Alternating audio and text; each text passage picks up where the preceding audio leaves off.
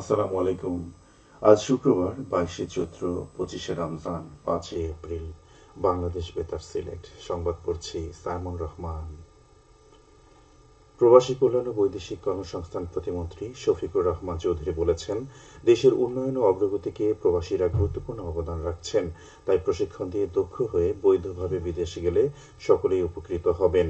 বৈধভাবে বিদেশ গেলে দূতাবাসগুলো সহজেই প্রবাসীদের যেকোনো সহযোগিতা করতে পারে। তিনি গতকাল সিলেটের বিশ্বনাথে উপজেলা পরিষদ আয়োজিত দক্ষতা উন্নয়ন এবং কর্মসংস্থানে পিছিয়ে পড়া জনগোষ্ঠীর সাথে জনসংযোগ সংক্রান্ত সেমিনারে প্রধান অতিথির বক্তব্যে এসব কথা বলেন। উপজেলা প্রশাসন এবং জেলা কর্মসংস্থান ও জনশক্তি অফিসের উদ্যোগে প্রবাসী কর্মীরা উন্নয়নে অংশীদার সমুন্নত রাখব তাদের অধিকার, এই প্রতিপাদ্য বিষয়কে সামনে রেখে অনুষ্ঠিত সেমিনারে মূল প্রবন্ধ তুলে ধরেন জেলা কর্মসংস্থান ও জনশক্তি অফিসের পরিচালক মুখলিসুর রহমান। পরে মন্ত্রী সন্ধ্যায় সিলেট জেলা স্টেডিয়ামে মোহাম্মদ আলী জিমনেসিয়ামে গরিব দুঃখী খেটে খাওয়া শ্রমজীবী ও গণমানুষের জন্য আয়োজিত গণ ইফতার পরিদর্শন করেন। গতকাল ছিল 4 এপ্রিল, ঐতিহাসিক তেলিয়াপাড়া দিবস। 1971 সালের এই দিনে হবিগঞ্জের মাধবপুর উপজেলার তেলিয়াপাড়া চা বাগানে ম্যানেজার বাংলায় স্বাধীনতা যুদ্ধের প্রথম বৈঠক অনুষ্ঠিত হয়েছিল। ইস্ট বেঙ্গল রেজিমেন্টের ঊর্ধ্বতন 27 সেনা কর্মকর্তার উপস্থিতিতে বৈঠকেই দেশকে স্বাধীন করার শপথ এবং যুদ্ধের রণকৌশল গ্রহণ করা হয়। মুক্তিযুদ্ধের রণাঙ্গনকে ভাগ করা হয় 11টি সেক্টর ও 3টি ব্রিগেডে।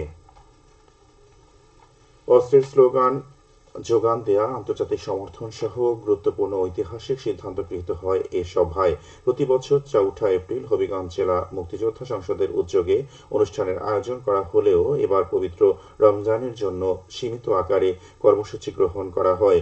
সকাল 8টায় তেলিয়াপাড়া স্মৃতিসৌধে ফুল দিয়ে শ্রদ্ধা জানানো হয়। পরে অনুষ্ঠিত হয় আলোচনা সভা। এতে প্রধান অতিথি ছিলেন জেলা প্রশাসক জিলুফা সুলতানা। এতে বীর মুক্তিযোদ্ধা, জনপ্রতিনিধি, সাংবাদিক, শিক্ষক ও চা শ্রমিক নেতারা অংশ নেন। সিলেটে কেন্দ্রীয় বাস টার্মিনালে জেলা প্রশাসন ও বিআরটি এর উদ্যোগে সার্বজনীন পেনশন স্কিম কার্যক্রমের উদ্বোধন করা হয়েছে। গতকাল এই কার্যক্রমের উদ্বোধন করেন জেলা প্রশাসক শেখ রাসেল হাসান। জেলা প্রশাসনের সহায়তায় বিআরটি এতে উদ্বোধন হওয়া এ বুথে সকল সেবা গ্রহীতাগণ অত্যন্ত সহজে রেজিস্ট্রেশন করে পেনশন কার্যক্রম শুরু করতে পারবেন, যার জন্য প্রতি কর্মদিবসে সকাল 9টা হতে বিকেল 5টা পর্যন্ত এ সেবা চলমান থাকবে। টেকসই ও সুসংগঠিত সামাজিক নিরাপত্তা নিশ্চিতকরণের লক্ষ্যে প্রধানমন্ত্রীর অঙ্গীকার বাস্তবায়নে গত বছরের 17 আগস্ট প্রধানমন্ত্রী শেখ হাসিনা সার্বজনীন পেনশন স্কিম উদ্বোধন করেন।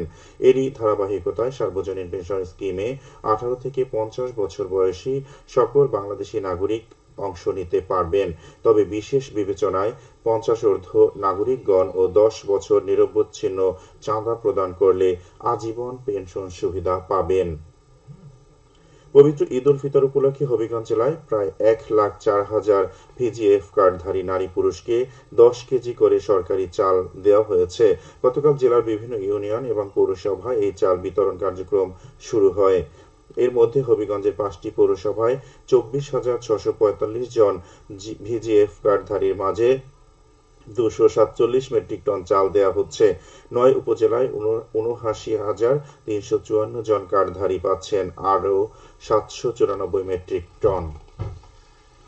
প্রতিজনকে 10 কেজি করে চাল দেয়া হচ্ছে। এই কর্মসূচির আওতায় মৌলভীবাজারের কমলগঞ্জ উপজেলার ইসলামপুর ইউনিয়নে 1027টি পরিবারের মধ্যে 10 কেজি করে ভিজিএফ এর চাল বিতরণ করা হয়েছে। গতিসীমা মেনে চলি, নিরাপদে বাড়ি ফিরি শীর্ষক সেমিনার অনুষ্ঠিত হয়েছে গতকাল মৌলভীবাজারে। সকালে সরকারি উচ্চ বিদ্যালয় অডিটোরিয়ামে অনুষ্ঠিত সেমিনারে প্রধান অতিথি ছিলেন সংসদ সদস্য জিল্লুর রহমান। জেলা পুলিশ সুপার মোহাম্মদ মনজুর রহমানের সভাপতিত্বে অনুষ্ঠিত সেমিনারে প্রজেক্টের মাধ্যমে সড়ক নিরাপত্তা, ট্রাফিক আইন ও ট্রাফিক সিগন্যাল সম্পর্কে ভিডিও চিত্র প্রদর্শন করা হয়। এছাড়াও সেমিনার শেষে সচেতনতামূলক লিফলেট বিতরণ করা হয়। এতে প্রশাসন ও পুলিশের ঊর্ধ্বতন কর্মকর্তা, সাংবাদিক, সুশীল সমাজের প্রতিনিধি, মোটরযান মালিক ও চালক সহ 220 জন ব্যক্তি উপস্থিত ছিলেন। জেলা ট্রাফিক পুলিশ ও পুলিশ প্রশাসন যৌথভাবে এর আয়োজন করে। ভিক্ষুক পুনর্বাসন ও বিকল্প কর্মসংস্থান কর্মসূচির অর্থায়নে সুনামগঞ্জের ধর্মপাশা উপজেলায় সেল পরশ ইউনিয়নের সৈয়দপুর গ্রামে চা ও কফি স্টলের উদ্বোধন করা হয়েছে। উপজেলা সমাজসেবা কার্যালয়ের উদ্যোগে গতকাল বিকেলে এই স্টলের উদ্বোধন করা হয়। ভিক্ষাবৃত্তি ছেড়ে হালাল ও উপার্জনের লক্ষ্যে উপজেলার একজন প্রতিবন্ধী ব্যক্তিকে এই স্টল প্রদান করা হয়। এখন শুনুন কৃষি সংবাদ।